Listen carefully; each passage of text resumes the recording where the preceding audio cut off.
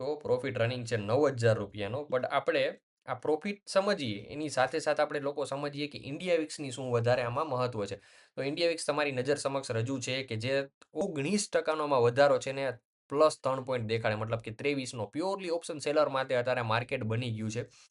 તો India Vicks અને આપણું નિફ્ટી બે ઊંધું ભાગે, મતલબ કે જો નિફ્ટી બુલિશ થાય, મતલબ કે એમાં બે ગ્રીન કેન્ડલ બને તો ઇન્ડિયા વિક્સમાં બે રેડ કેન્ડલ બને, જે વોલ્ટાલિટી દર્શાવે છે. વોલ્ટાલિટી ઓછી તો માર્કેટ બુલિશ, વોલ્ટાલિટી જાજી તો માર્કેટ બેરિશ. તો ઇન્ડિયા વિક્સની તમે જોવા જાઓ બે રેડ કેન્ડલ છે અને સામે નિફ્ટીમાં જો બે ગ્રીન કેન્ડલ બની છે.